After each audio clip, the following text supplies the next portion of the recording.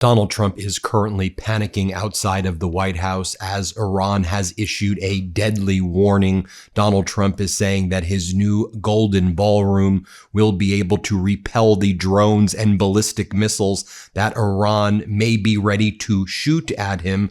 And he says it will be a great place for his snipers to stay. Let me give you the sequence of events of what just happened. And I'm going to show you Donald Trump's meltdown in front of the White House as he's standing in the rubble area, the construction site, if you will, where this golden ballroom is being built. So we learned this morning that Iran is preparing to continuously fire hundreds of missiles per day at Gulf energy infrastructure, refineries, ports, and water desalination plants. If the U.S. resumes its strikes, Iran's Revolutionary Guard says it will return the United Arab Emirates to the era of riding camels and occupy Abu Dhabi if necessary. The Houthis are ready to shut down the Bab el-Mandeb Strait to open up a second maritime front against the U.S., with initial steps towards the blockade already being taken. This is Iran's response to Donald Trump's continued threats. So Donald Trump rushes outside, stands in front of the ballroom construction site, and he starts saying, "It's Democrats. They're dumb. The Democrats are what's harming me. They're ruining my ability to negotiate. I want to do a deal, but the Democrats are doing it." Here, play this clip. It's the Democrats. They're dumb. It's a new name. It's a very accurate name. So I'm in the middle of a negotiation. I'm saying you cannot have a nuclear weapon. And it comes over the wire that the Democrats want to stop Trump from further negotiations. They want to stop Trump from, if he has to, giving them another slap.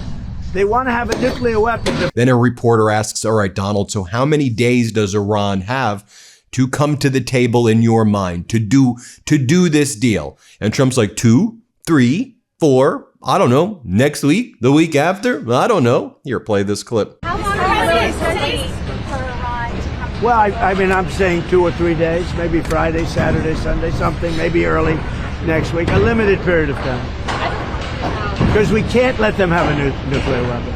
Then Donald Trump says, I got a call yesterday from Iran and from countries in the Middle East. And they said, sir, we're going to be able to close the deal, sir. Sir, we're going to be able to close the deal. Here, play this clip. We have real regime change, but I got a call yesterday, sir, could you wait? We think we're close to a deal. And that's okay. Now, then Donald Trump, standing in front of this ballroom construction site, he holds up a poster of what the Golden Ballroom is going to look like that MAGAs want to give $1 billion of our taxpayer money to. And he goes, look at me holding this. I look so thin. You don't have to look at my waist. You saw my waist all over President Xi Jinping in China. My waist was all over him. Dude, this guy is literally a psychotic, deranged individual. Here, play this clip. it's so beautiful. See, I look so thin. They'll say, oh, he's gotten so thin because I'm holding this. You don't have to look at my waist. You can look at this. You saw enough of my waist along with President Xi. Are you confident that you can? Meanwhile, if you want to talk about what's actually happening in China right now, Putin has landed in China for a 2-day visit. Unlike Donald Trump, who was greeted by lower-level people, Foreign Minister Wang Yi of China was the person who greeted Putin when he arrived. They say they're going to be signing 40 documents between Putin and Xi Jinping, actual signed documents, and announcing a multipolar world order. Obviously a direct jab at Donald Trump. So while that's happening right now in China, you have Donald Trump saying, okay, look. I'm not worried about Iran because this ballroom, the roof, we're going to create the greatest drone empire anyone has ever seen. It's going to protect Washington. We're building a drone empire. A drone empire on the roof of the White House? I mean, quite literally, please, 25th Amendment, please get rid of, remove this guy from office. I mean, what are we even talking about here? Here, play this clip. If they had won the election, our country would have been destroyed. Our country was a dead country 2 years ago, and now we have really the hottest country in the world. And this is the ballroom, and it's going to be something incredible. You see the quality of it, and they go right, those columns go right into the roof. And on top of the roof, we're going to have the greatest drone empire that you've ever seen, and it's going to protect Washington. Thank you all very much. Mr. President. We have a little breakfast for you. Really? Yeah. Where is the breakfast?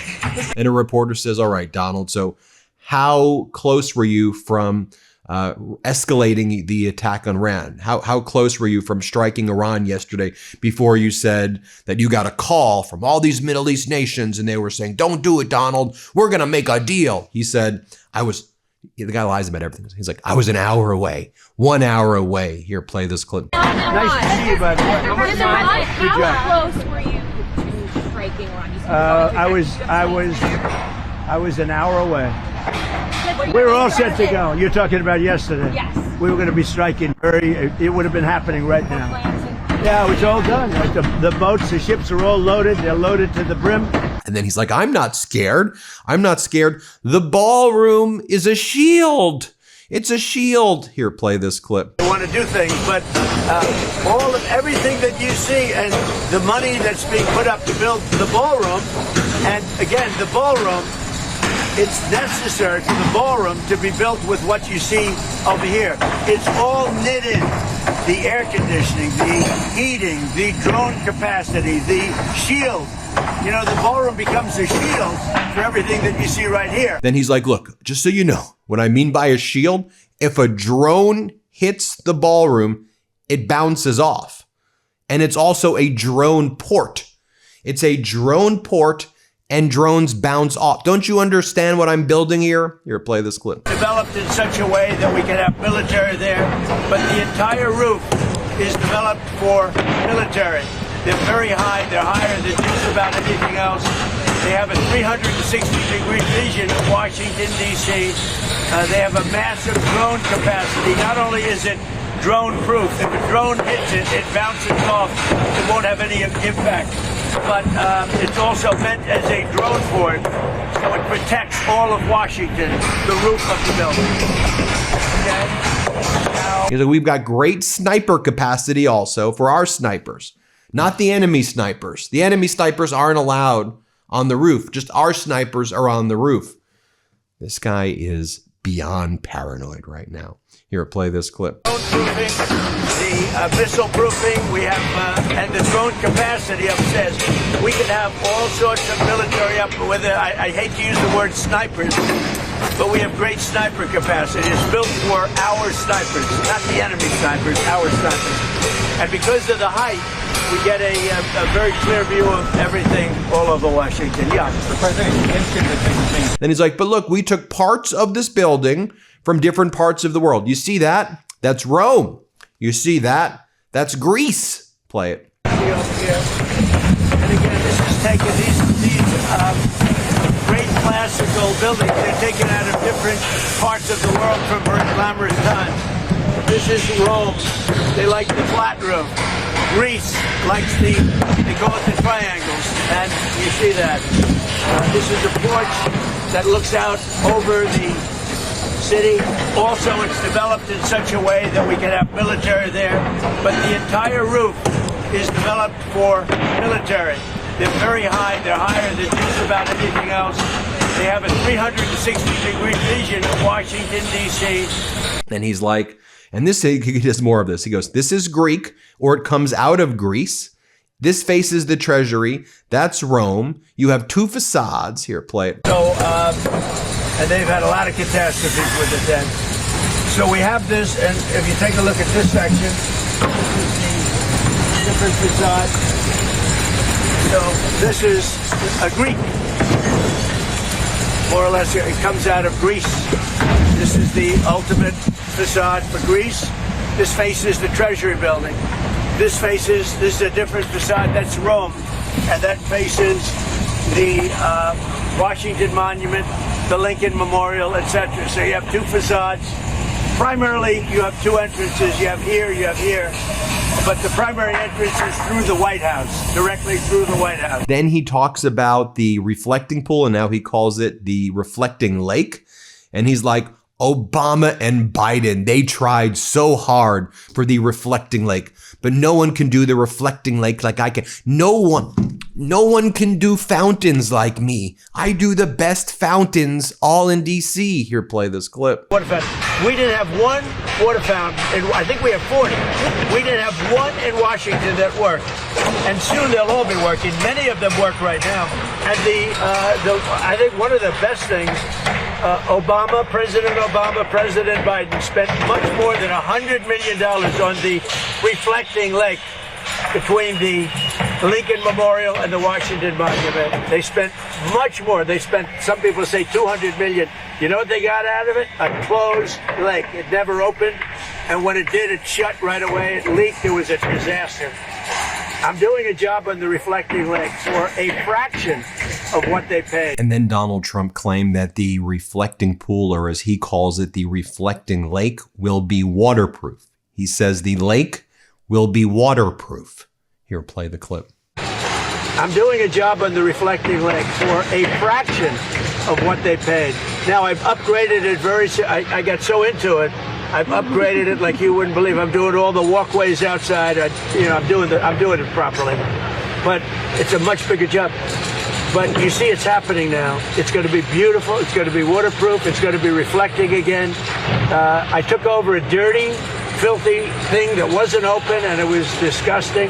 And friends of mine would come to the Lincoln or the Washington and they'd say, "Sir, it's disgusting." I said, "What's disgusting?" The reflecting lake. And then a reporter says, like, you know, what you're doing in Iran, everything you're doing is so deeply unpopular.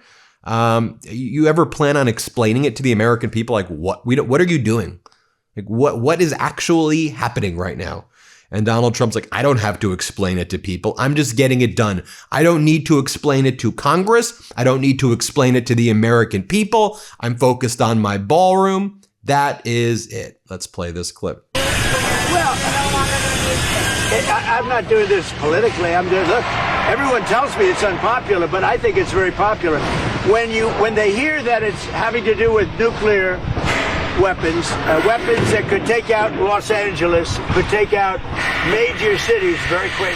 When they hear that, when they're explaining, I'll tell you what, when we explain it to people, I don't really have enough time to explain to people. I'm too busy getting it done.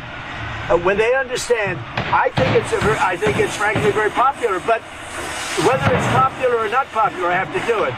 Because I'm not going to let the world be blown up on my watch. It's not going to happen. And then, as I reported earlier this morning, Trump held off on additional strikes, partly because Pentagon officials warned that Iran was adapting to the U.S. air campaign. Remember, I was talking about this over the weekend. New York Times did the story yesterday. I was reporting about all those MQ-9 Reaper drones that were being shot down, being detected also over Qasem Island, remember?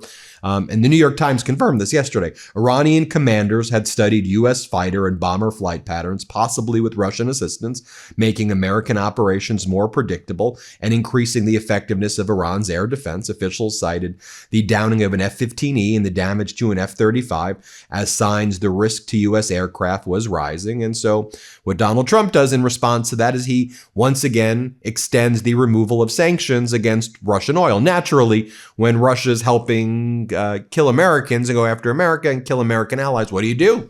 Help Russia out even more. That's Donald Trump's plan.